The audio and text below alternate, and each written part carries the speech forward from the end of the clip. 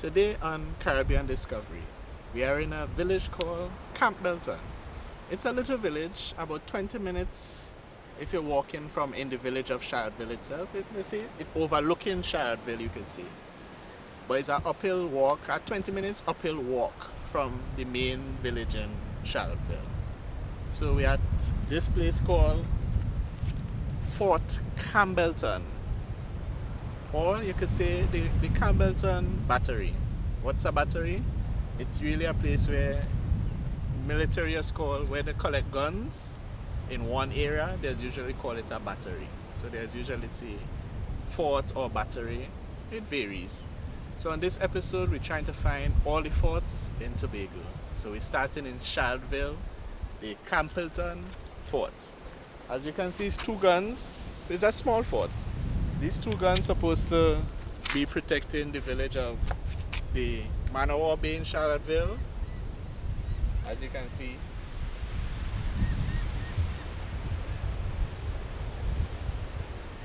And also, this gun over here is supposed to be protected Hermitage Bay.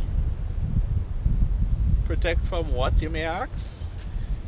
You see, back in, well, the fort itself was built in the 70s. I think it's 1777, somewhere around there. And back in those days was around the American Independence War, when the Americans were fighting for the independence, I guess.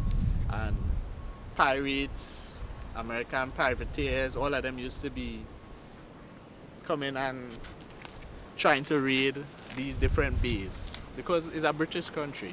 So they used to come and try to raid the British ships and them. And they had to build these forts all over Tobago to protect the different shipping bays, you could see. This one, for example, as you can see, you may not be able to see right around the island, but they used to get a signal from a place called Flagstaff Hill, I think is the name, right? We'll be passing there as well. The military, whoever manning the station on Flag Hill, used to shine a mirror down so that the workers here would have seen the mirror shining and know that a ship is approaching.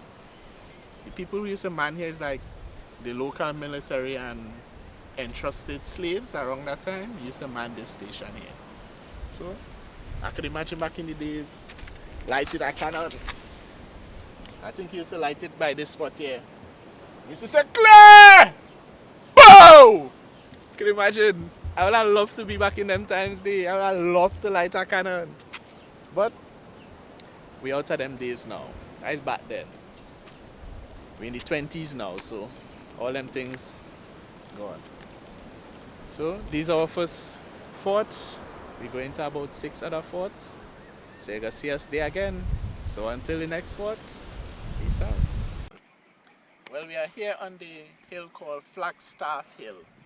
As you can see Fort Campbellton. Across there, these where they used to get the signals showing that ships coming into the bay. So they used to use a mirror and shine down so that you could see if you get the signal. Actually, the hill itself wasn't really used for that mainly.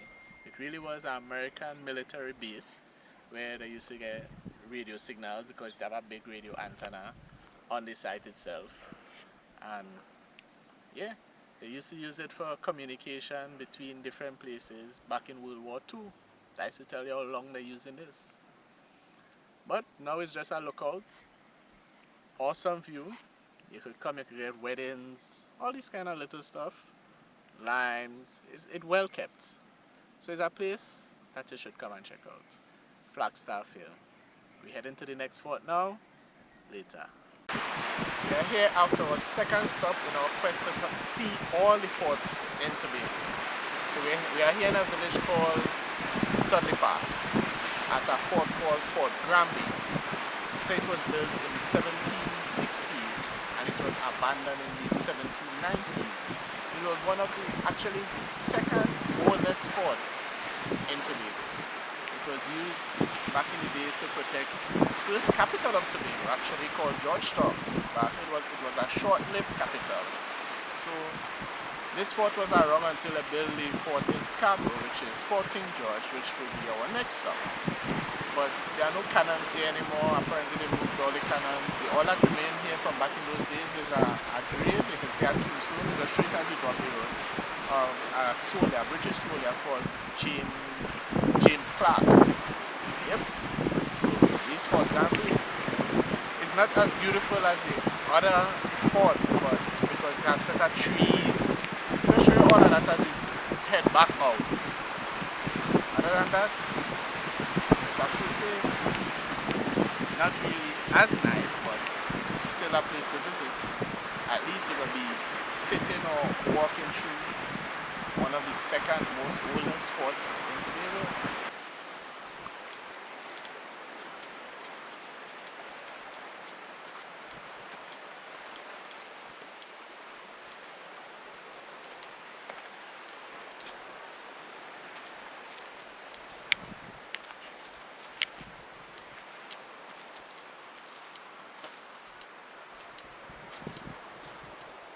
Well, we are on top of the fort now. As you can see, there are no guns, only trees, overgrown with trees, vines. Nothing really left of the fort itself.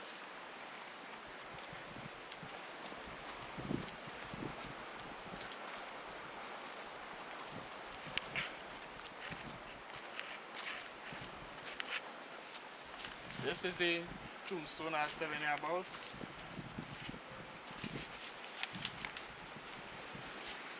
Mr. James Clark.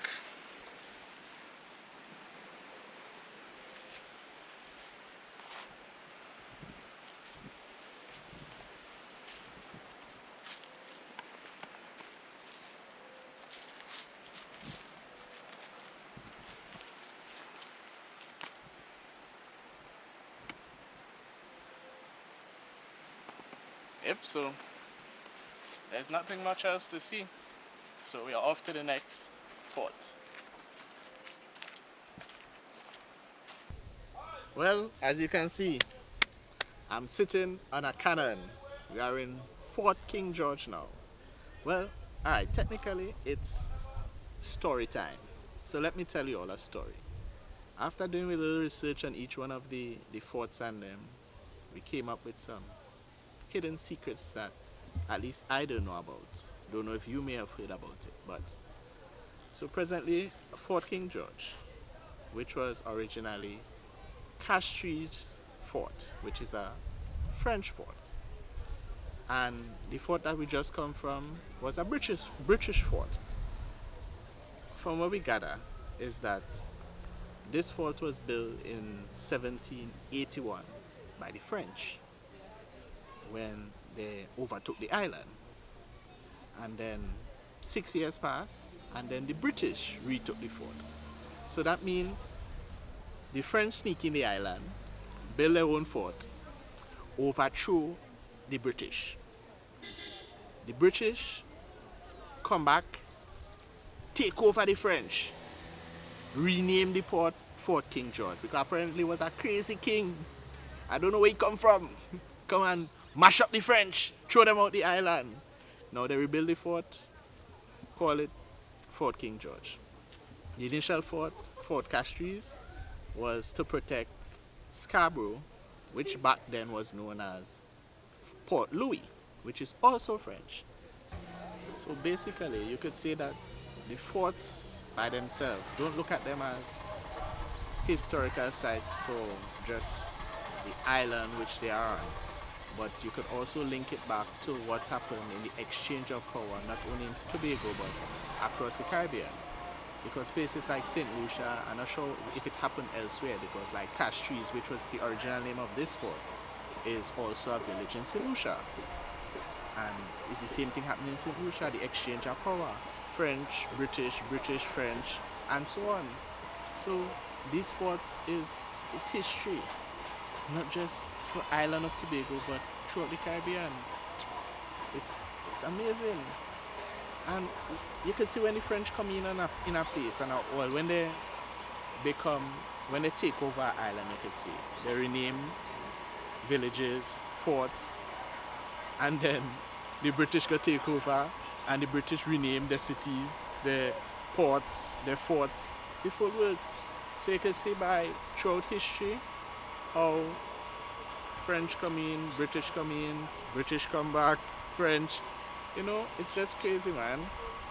And also things like it have a museum up there on the same Fort King George, which shows like Amerindians, old colonial lifestyles and all these kind of things.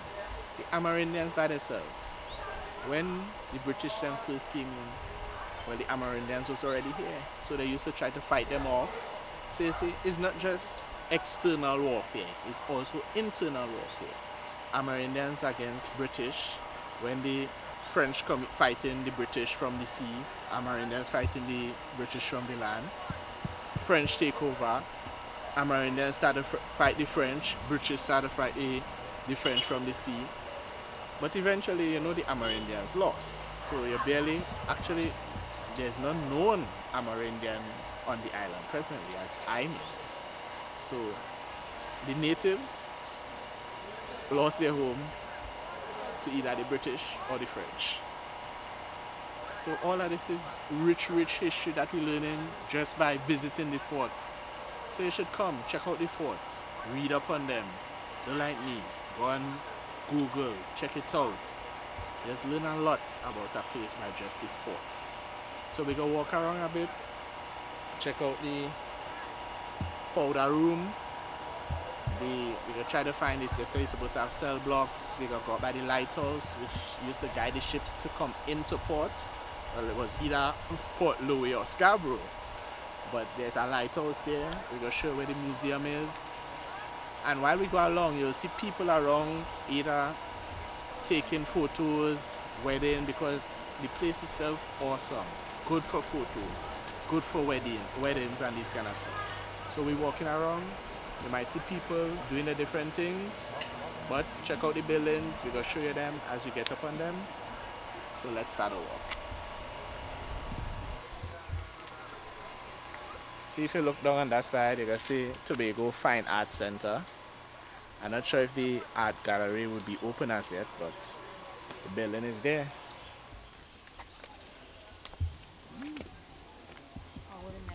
Guns, guns, guns.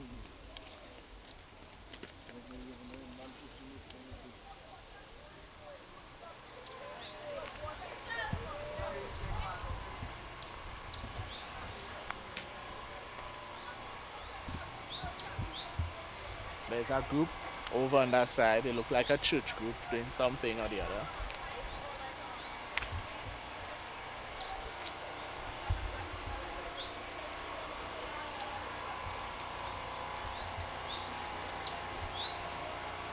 This is supposed to be the powder house. This is where they used to store gunpowder for the cannons and all this kind of stuff. As you can see, powder house.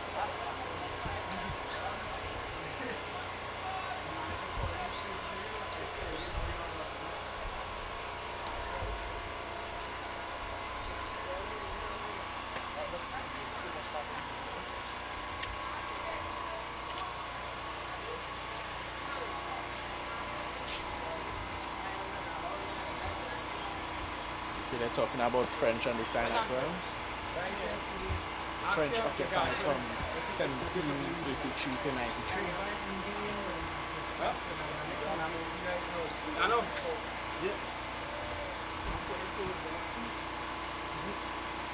Let's go and see if we can see inside it.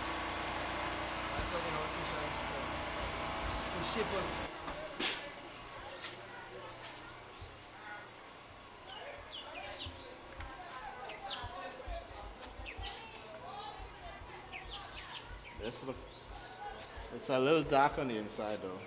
Let me see if I can turn on my phone light to see if we can see anything.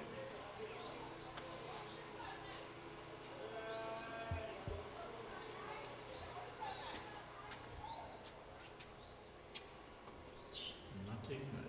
What the hell is this, man? It's just a big empty room.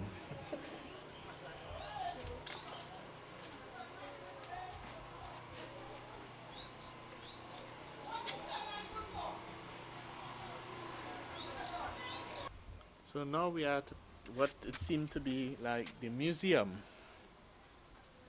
Look like it's closed, but we'll walk around to the front and see if anybody is there. And unlike the other forts, as you can see, there are different types of cannons here. I think the shorter one are short range cannons. Or, well, it seems as though they are bigger than the regular cannon.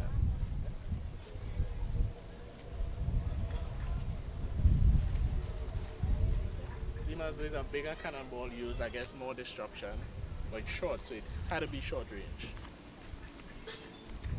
You can see the front.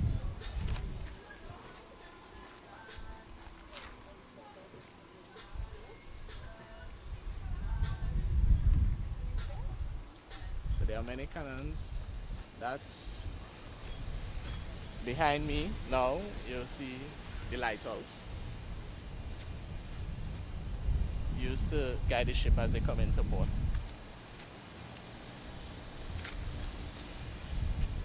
You can see there are local vendors there selling. Well, we shall see what they are selling.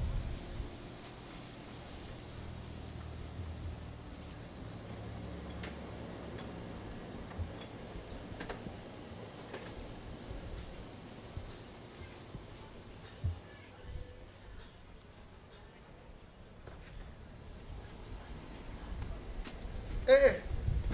I sneak up on me now. So we are here at a local vendor at the port, at the fort. What do you sell, my boy? The bonnet mouth thing, scorpion pepper.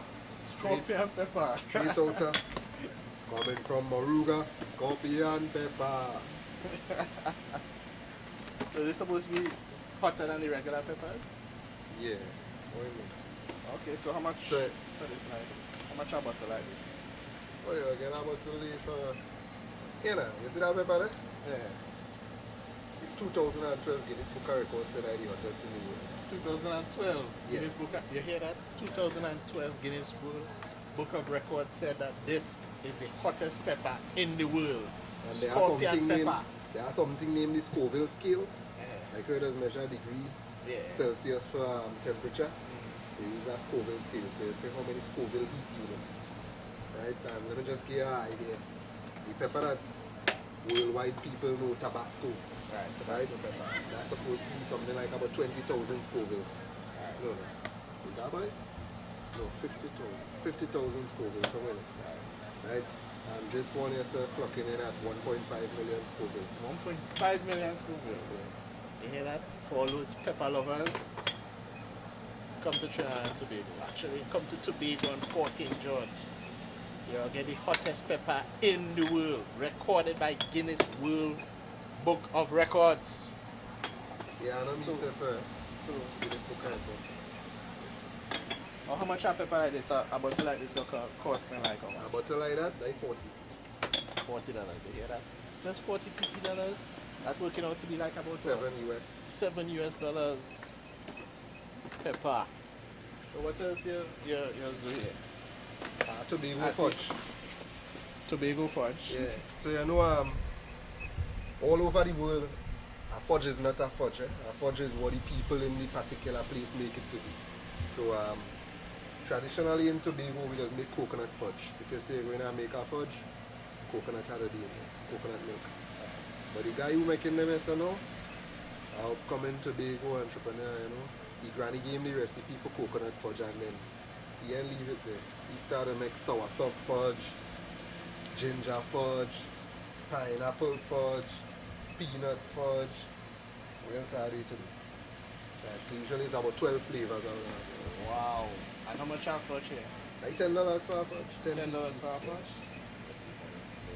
So this one here, this one, ginger Nah, fudge. $5 fudge. That's small one. So which one do you think you will consider to be the best fudge here? I like sour sop and ginger. Sour sop and ginger. Yeah, them two there is my better flavors. You know. Everybody had their own preference, you know, but I prefer them two this one. Alright, this is the ginger fudge. You know we have to taste it. We can't go nowhere and then taste the local foods. Wait, let me pay the money Step money across first. Eh? this because I don't want the crumbs dropping. Let me pay the man the Plenty money hands. first, eh? $5, right? You see? We ain't getting it for free now. We had to pay $5 for it. Five TT dollars. What? One of them like $40.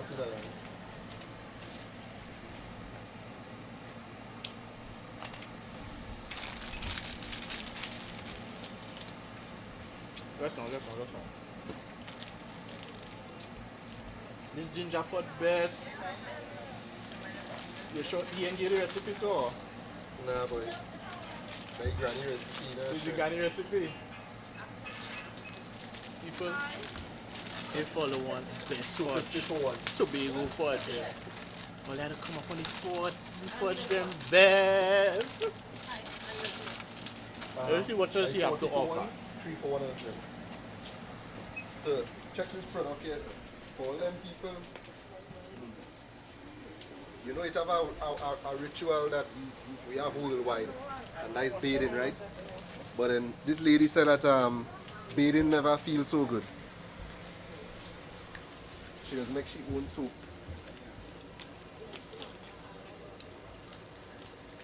Homemade.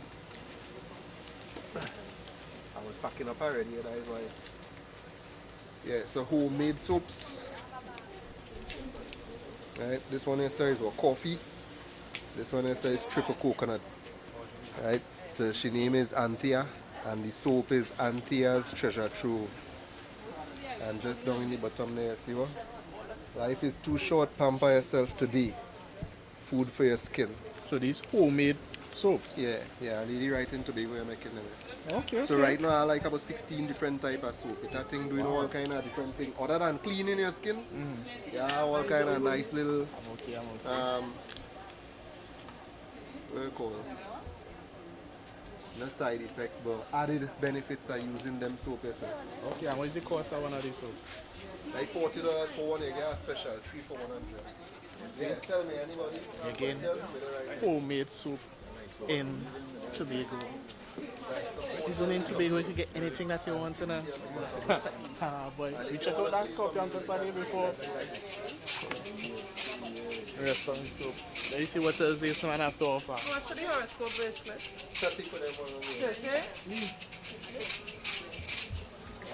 You see how much people up on the fort here just buying stuff?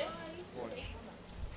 This one is called a drum. A combination instrument, a drum and a But she's shaka. showing them some about some instruments.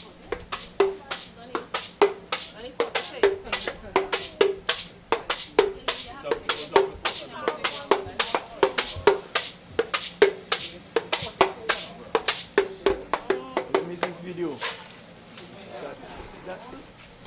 It might look easy, eh? It might look easy, eh? It's easier, just have Try a it and see, practice. eh? Try it and see now. You just have to practice, that is all. These are 30 years old? Them is 14 now here, that's it. The tags on them, or they cover up. The tags on them, they're like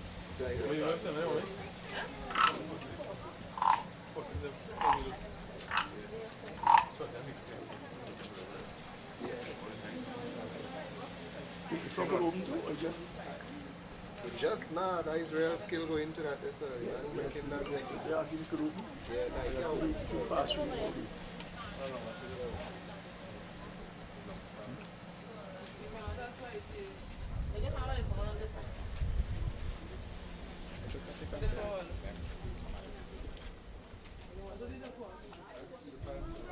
No, no, no, no, no, no, no.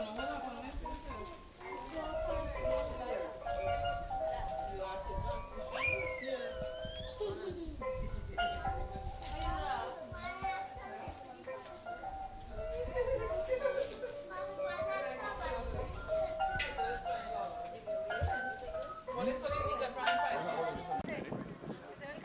Well, the museum is closed. As you can see the big close on the door.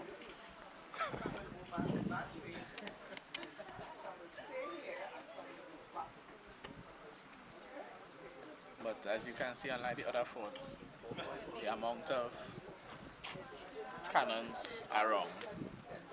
A lot of people always up here taking pictures, holding events. As you can see, look the view.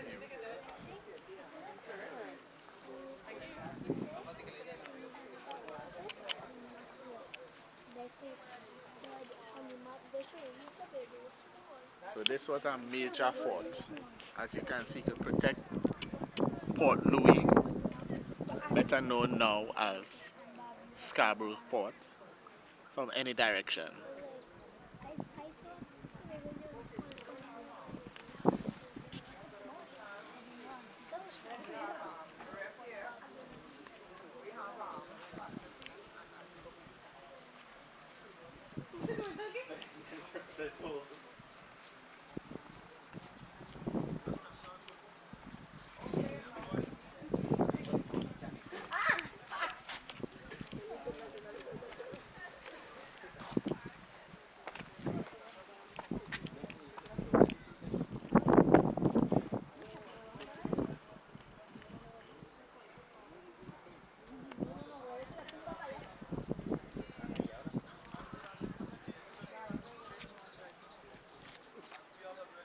As you can see how beautiful Tobago is.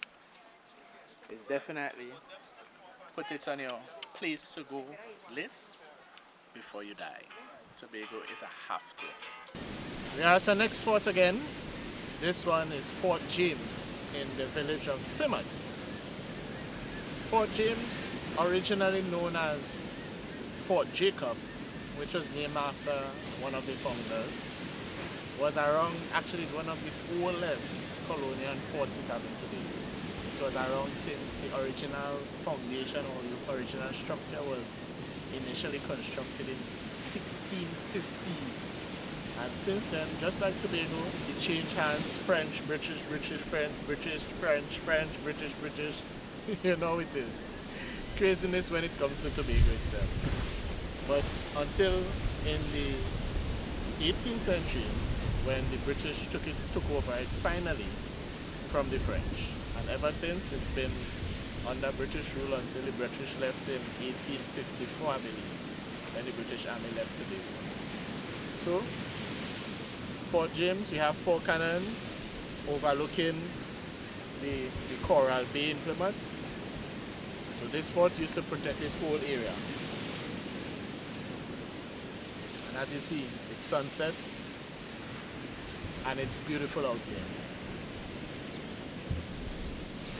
And next place people could come for weddings, photo shoots, etc.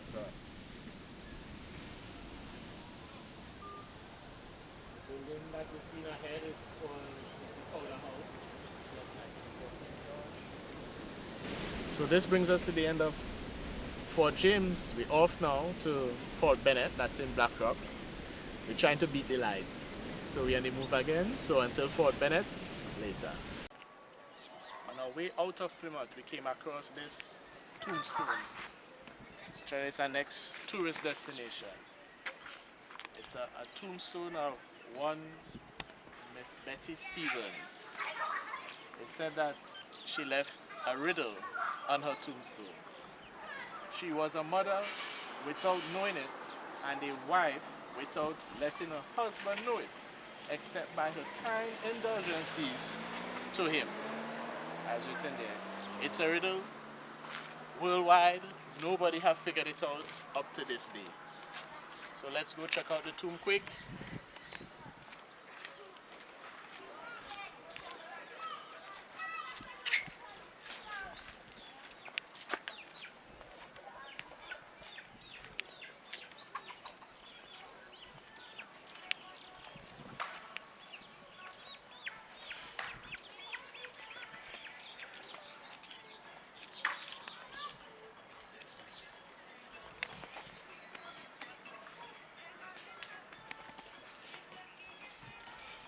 So this is the tombstone of Betty Stevens.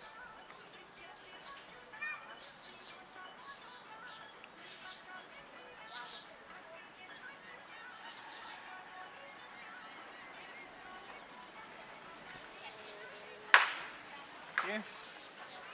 So if all those colors out there, if you could figure out the riddle, then post it on the page. Let's go. We are here at our next site in Plymouth, the Corlan Monument.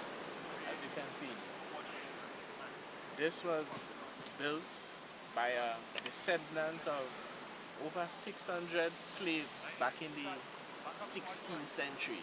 That is a while now. But a modern person of recent time, a descendant of those slaves, came up with this modern design sculpture. So it's always a quick stop you can make when you come to Plymouth.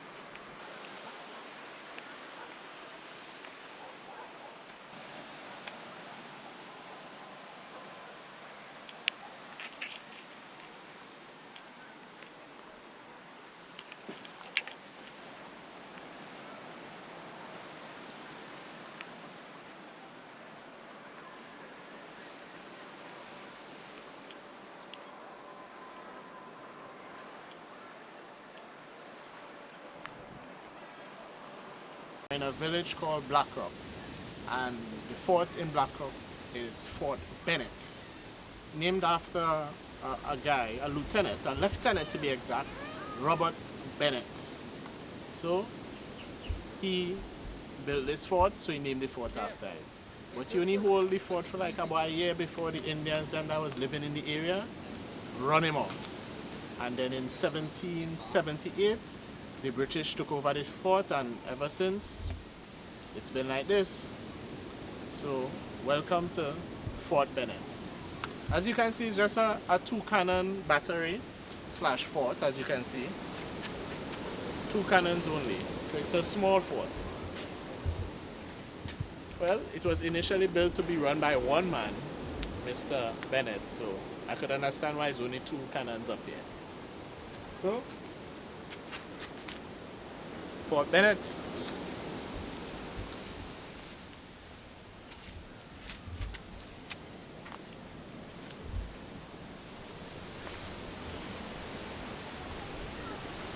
So the bay in which this fort overlooks is called Turtle Beach. Well, it's just past Turtle Beach. There you could see leatherback turtles as they come up on the beach and stuff.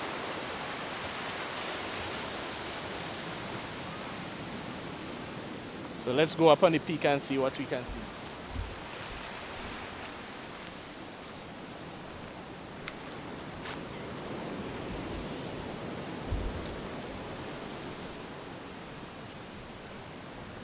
There's a local point where you can see some people down there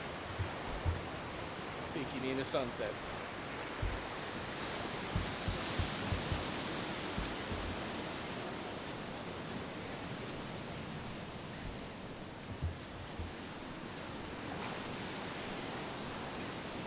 And you can see the whole beach line. Blackrock Bay, Turtle Beach, all in one rock bay.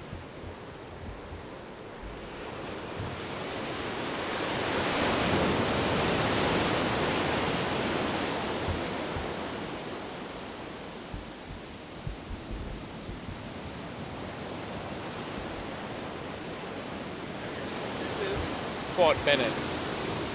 We are off. Well, we are here at a fort called Fort Milford. It's about 20 minutes walk from the airport.